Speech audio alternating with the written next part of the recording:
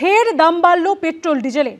3 দিনের ব্যবধানে এই নিয়ে দ্বিতীয়বার লিটারে 86 পয়সা দাম বাড়ল পেট্রোলের, লিটারে 83 পয়সা দাম বাড়ল ডিজেলের। ফের দাম বাড়ল পেট্রোল ও ডিজেলের 3 দিনের ব্যবধানে এই নিয়ে দ্বিতীয়বার। লিটারে 86 পয়সা দাম বাড়ল পেট্রোলের এবং লিটারে 86 পয়সা দাম বাড়ল ডিজেলের। 3 দিনের ব্যবধানে এই নিয়ে দ্বিতীয়বার লিটারে 86 পয়সা দাম বাড়ল পেট্রোলের এবং লিটারে 83 পয়সা দাম বাড়ল ডিজেলের।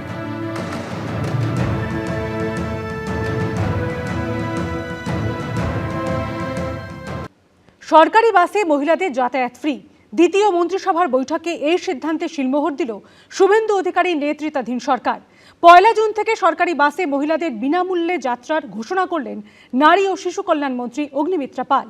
শুধু কম দূরত্বের বাস যাত্রাই নয়, দূরপাল্লার বাসেও মেয়েদের যাতায়াত ফ্রি। 2026 সালের 1 জুন থেকে পশ্চিমবঙ্গ রাজ্যের সমস্ত সরকারি বাসে পশ্চিমবঙ্গের মহিলাদের জন্য বিনামূল্যে পরিবহন প্রকল্পের নীতিগত অনুমোদন। বিধানসভা ভোটের সংকল্পপত্রে বিজেপি প্রতিশ্রুতি দিয়েছিল তারা ক্ষমতায় এলে সরকারি বাসে মহিলাদের যাতায়াত ফ্রি হবে, অর্থাৎ সরকারি বাসে উঠলে কোনো পয়সা লাগবে না।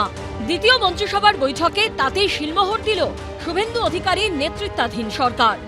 1 জুন থেকে সরকারি বাসে মহিলাদের বিনামূল্যে যাত্রার ঘোষণা করলেন নারী ও শিশু কল্যাণ মন্ত্রী। সরকারি বাসে মহিলারা বিনামূল্যে যাতায়াত করবেন। যে কোনো সরকারি বাসে মহিলাদের, দূরপাল্লা হোক কাছের হোক, যে কোনো সরকারি বাসে মহিলাদের কোনো ফেয়ার ভাড়া লাগবে না।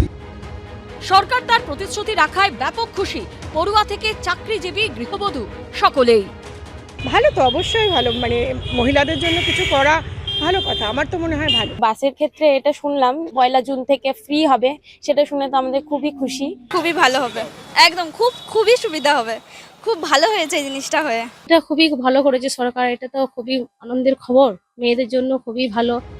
শুধু কম দূরত্বের বাস যাত্রাই নয়, দূরপাল্লার বাসেও মেয়েদের যাতায়াত ফ্রি। সুমন ঘরাই, সুনীত হালদার ও পূর্ণেন্দু সিংহের রিপোর্ট, এবিপি আনন্দ।